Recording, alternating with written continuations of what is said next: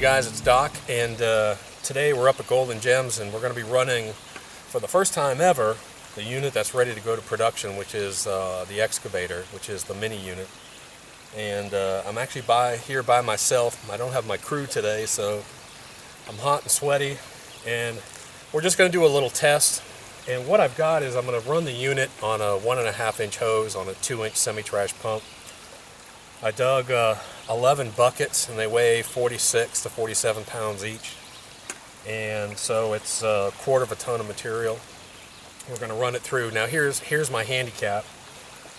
I don't have my 2-inch screen with me, which is really what I like to see for this unit, because it's made to classify down to about 2 inches, 1.5, 2 inches, somewhere in there. That's where I really like to run it. That's the fastest run rate.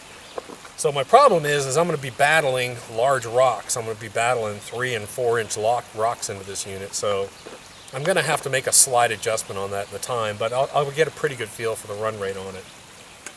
But this is a unit that's been under development really for about 6 months on and off, sort of in the back of my mind, that what we wanted to do is we wanted to take what most people would call a mini, which is usually hooked up to a bilge pump, runs very slow, and you use a little scoop and you feed it, and it runs not a lot of material. And we wanted to do the same sort of concept, but take our concept of high volume. In other words, our mats are set up for very high volume, very high water speed, and very high run rate material. So this mini unit is total weight on it with legs, mats, everything is right at 16, 17 pounds. The new legs are aluminum, which I really like. They're beautiful legs. You set it up on a high pitch. I'm going to be running a lot of water through it today. You can also run it electric, but you've got to change your feed rates and your settings and your pitches when you go electric. But I'll be running it gas today. So, like I said, I'm going to be handicapped with this material. It's going to be kind of a bear because I don't have my screen with me. But I'm going to let you see it. I'm going to let you run it. This is the first time it's actually ever been run in the field. So I've never run it in the field under field conditions.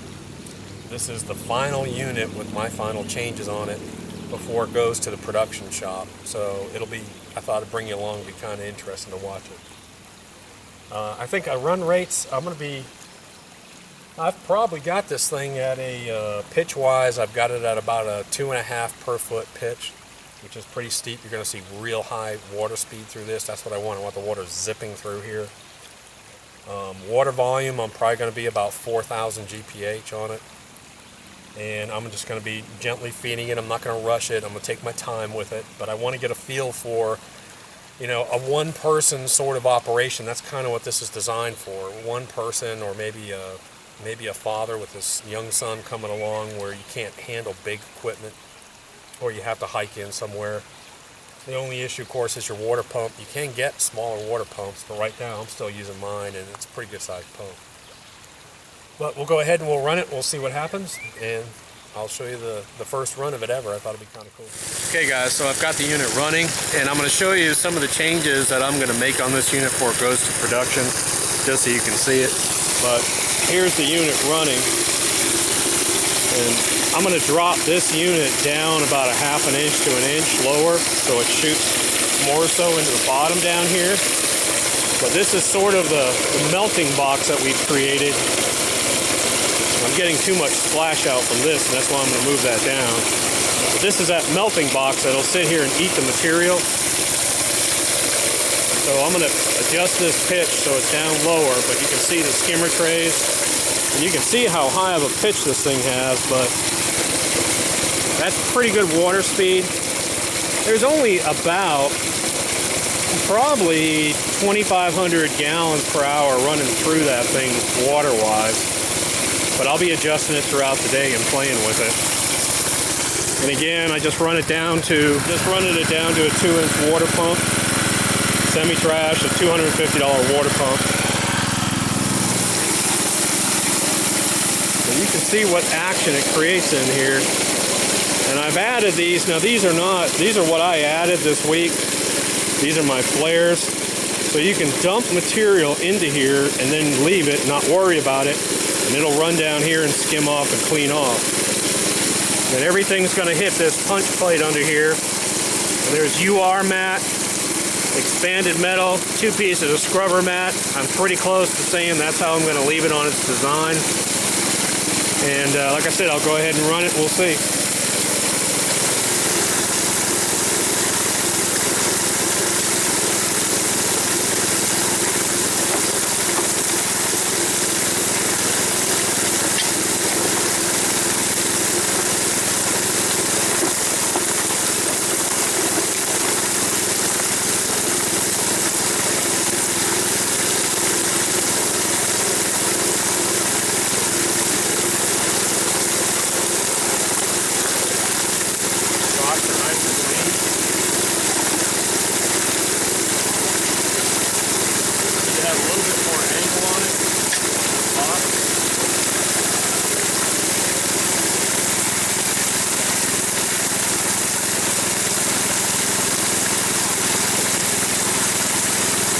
Just adjust the angle on it.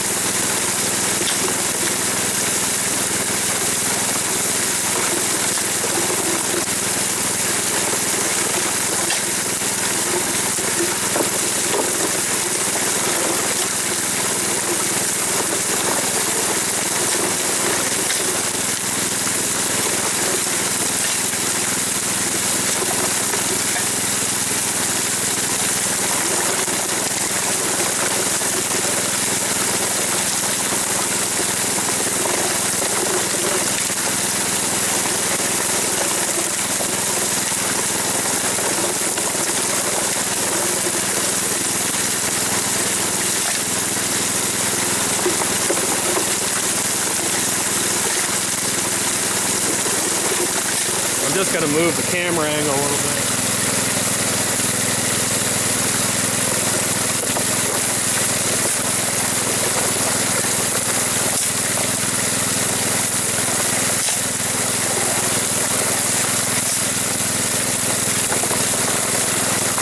Again, I'm battling these big, large rocks in here. I'm going to leave them in here and wash them. They're still going through.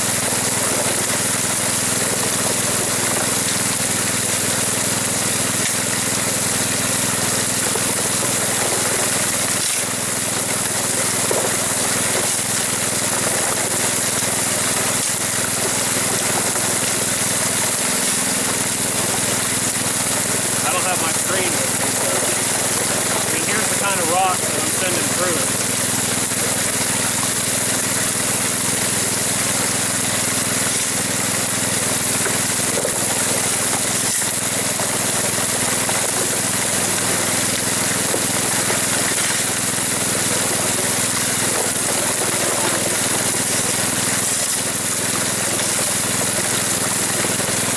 We're pretty much done here. We ran a quarter of a ton of material and ran it in about 7 minutes. So, I'm not going to try and figure that out right now.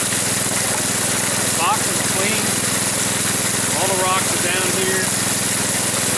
All the rocks are really nice and clean. There's a bunch of clay that's been worked in here. Actually, I've already seen a couple of gems sitting there. Now we're going to shut it down. We're going to take a look at it.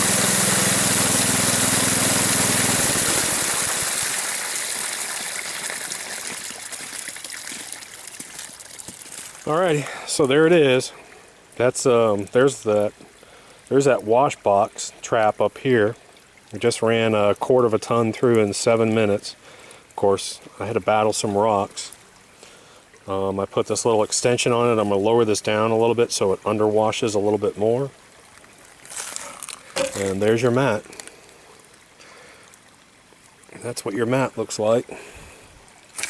Give you a little bit of tied up on that. But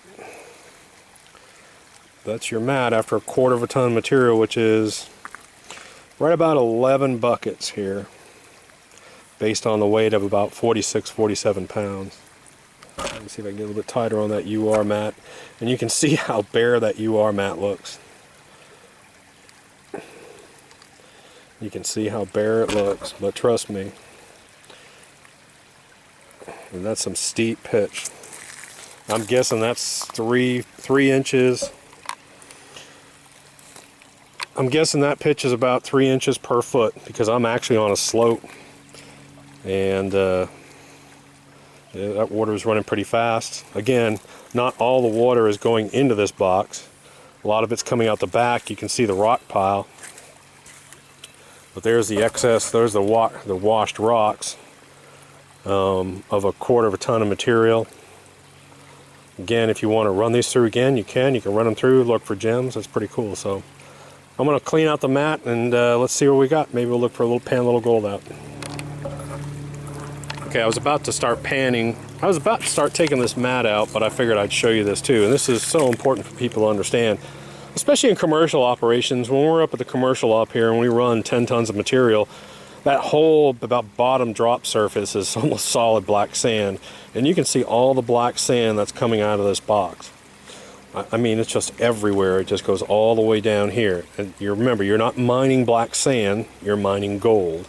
That's the important thing, is there's a delicate balance on this setting to where the black sand exchanges out and your gold stays in the box. And I figured I'd go ahead and show you while I'm taking out this mat. I guess I figured I'd go ahead and show you how I do that here. I'm going to show you how I do that too. And I'll show you a little bit of a cleanup. But all I'm going to do on this mat, is there's a little punch plate on here that helps accelerate the water down it. Instead of dropping straight down, it hits it and goes through, which leaves sort of a semi-fluid bed on the UR mat. We'll catch a lot of gold down there. I'll take out my 1/2 inch expanded metal, and then I'm going to show you. All I do, there's a thumb clip up under here, and all I do is I just unrelease that thumb clip and pull the whole mat out, and then I'm going to put it in the bucket over here. And I've actually got a guy named Matthew over here. He's actually came down and doing some panning, but so he's sitting here watching an idiot talking to a camera all by himself. So I had to explain that real quick. But I'm going to show you how quickly these mats clean up. Let's put it here. I'm going to reach up in here. I'm going to grab the thumb clip. I'm just going to tilt my mat just a little bit. The entire mat's going to come out. I'm going to put it in here. Just give it a little rinse. I'm going to roll it up, reverse roll it. That opens up the grooves.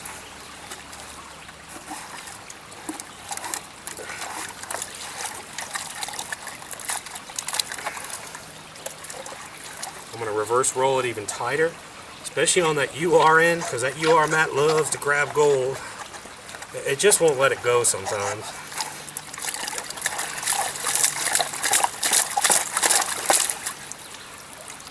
And my mat's clean. So again, it's a 30-second mat cleanup. If I went in here with a jeweler's loop and looked at that mat, I'd still see a little bit of fine gold stuck in those grooves. My box is pretty clean though. I don't even need to rinse my box out. I'm really pleased with that. And then what I'm going to do is I'm going to take these.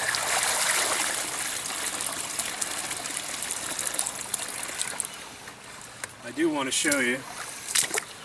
So there's a 1/4 ton of material, and that's my concentrate. It's barely a cup. It's about 3/4 of a cup of concentrate that now I can pan and go ahead and I'm going to pan it out real quick. Okay. So here I've got those cons, and I'm going to pan them out real quick, and I'm going to be real bold and daring, and I'm going to pan them out right into the creek.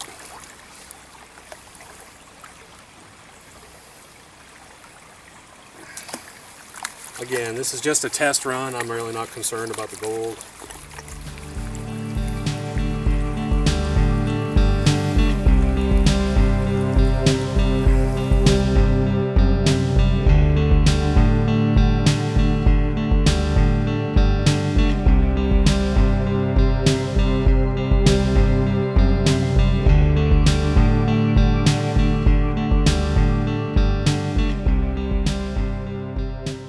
So like I said, this is the first time ever running that unit. We ran 11 buckets, 46, 47 pounds through it each. We're just running that old river dug dirt. again, that dirt usually has fines in it. And I'm just sort of just panning it down a little bit, being over aggressive on my panning. Probably losing fine gold into the river, but whatever. So let's see what we got here.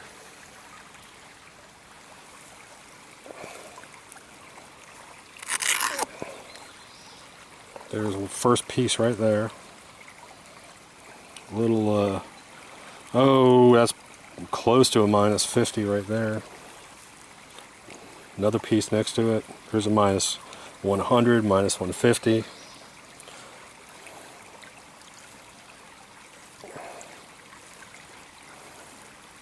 There's another minus 100.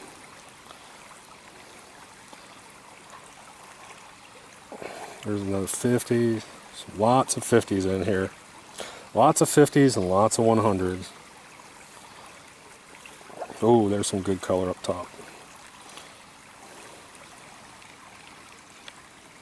I'm starting to see all kinds of 50s and 100s up here, maybe 30s. Looks like a piece with mercury on it, maybe. I'm having a bunch of this stuff washed out back down here. But here's what I want you to see, if you can.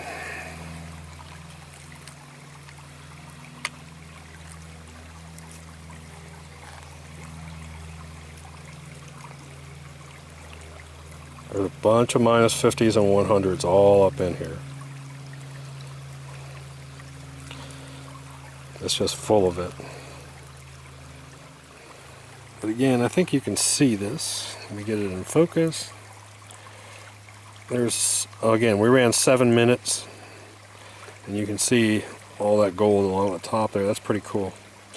Again, this is material that has a bunch of fine stuff. You got to run a bunch of material to get any chunks or pickers in here. That's a quarter of a ton. And again, there's a bunch of gold back down over in here. Pretty cool. Hey guys, it's Doc again, and we just ran the excavator on its maiden voyage, and we're down here at Golden Gems, and it's a beautiful day. It's probably getting close to 80 degrees, and I'm actually on pile number 1. There's a couple guys dredging down the creek, and there's a couple people up on pile number 2, and I was sort of here by myself early, and then I met Matthew, and Matthew, you're from Ackworth? Yes, sir. He's from Ackworth, and he was over here panning, and so I showed him the machine. He actually watched me. I showed him some of the gold we recovered, and you've only all you've done is you've really just panned like it. Yeah, just panning a little bit. So like going up the hill and stuff like that. So he's always panning whatever, and he was kind of fascinated with the machine, watching it run. So I said, heck, why don't you run it? So you'll carry the dirt. I'll let you run it. You keep the gold. Now, if he finds a big nugget through here, you'll see me take that shovel, knock him upside the head.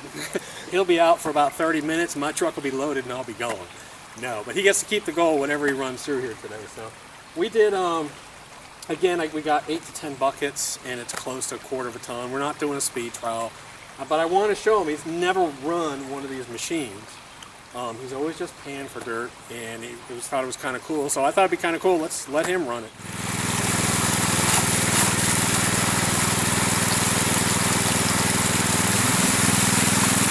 All right, so I've gone ahead and I've leveled it off for him. I've got a real high pitch on this box right now. Go ahead and just take about half a scoop.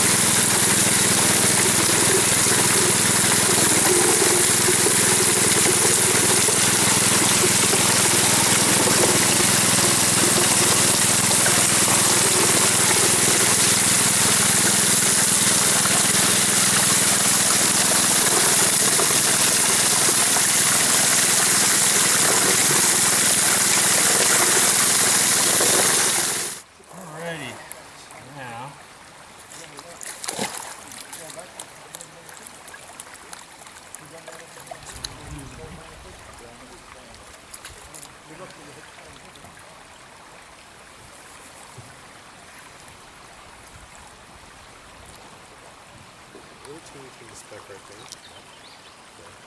And that's the stuff when you clean out this, that's why you don't want to pan it too much. You want to take all these home, you want to take all these concentrates home, and basically you take a teaspoon at a time. You're going to screen it down to 1/8 of an inch screen, and then you're going to pan full like a teaspoon at a time with the snuffer bottle, and you're going to get all that stuff out, all those little pieces. So he got to run his first machine ever. Got to run a Gold Hog unit. He's the first one in the world to run the excavator, and he's never run one in his life. I appreciate it. Thank no you problem. Enjoy them.